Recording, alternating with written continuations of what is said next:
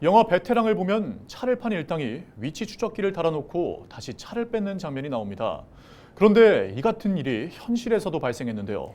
차를 정상적으로 구매할 수 없는 불법 체류자들에게 대포차를 판매한 조직이 이런 일을 벌인 건데요. 불법 체류자들은 대포차를 마약 유통에 활용하기도 했습니다. 정호석 기자입니다. 한 남성이 차에서 내리자 경찰 2명이 해당 남성을 쫓기 시작합니다. 얼마 가지 않아 해당 남성은 넘어지고 결국 붙잡힙니다. 다른 장소에선 남성이 주위를 살피며 차에 조심스럽게 탑승합니다. 잠복 중이던 경찰이 바로 차를 덮쳐 운전자 등 2명을 검거합니다. 경찰에 붙잡힌 사람은 모두 불법 체류자. 이들이 타고 있던 차량은 대포차입니다. 대포차를 판매한 일당과 구매자가 붙잡혔습니다. 국내 불법 체류 외국인들에게 500여 대의 무적 대포 차량을 유통한 조직, 공급책, 중간 판매책 등 45명을 검거하여 17명을 구속하였습니다. 대포차를 판매한 7명은 지난해 3월부터 충청도와 수도권 등 전국의 도박장과 전당포에서 담보로 잡혀 처분되는 중고차와 번호판 등을 훔쳐 판매한 혐의를 받고 있습니다.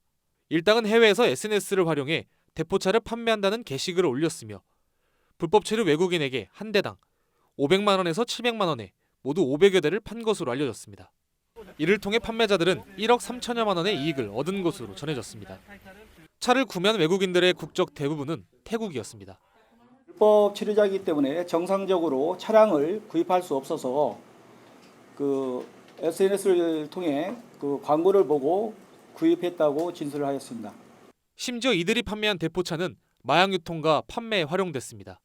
검거된 45명 중 7명은 마약 사범인 것으로 알려졌습니다. 외국인 마약 사범들이 경찰이 단속이 심해지니까 그것을 추적을 회피하기 위해서 무적 대포 차량을 이용하는 사례가 급증하고 있습니다. 한편 일당은 판매한 차량에 위치 추적기를 달고 차를 다시 훔쳐와 다른 외국인에게 대판 것으로 파악됐습니다. 차를 산 불법 체류 외국인의 경우 수사기관에 신고하지 못한다는 점을 악용한 겁니다. 무적 대포 차량을 구매한 사람들이 불체자 신분이기 때문에 피해를 확인해도 불체자 신분이 드러날까 봐 신고를 못했던 걸로 확인되었습니다. 경찰은 압수 차량 중 8대에 대해선 몰수 보전을 신청하고 52대는 관할 지자체에 인계했습니다.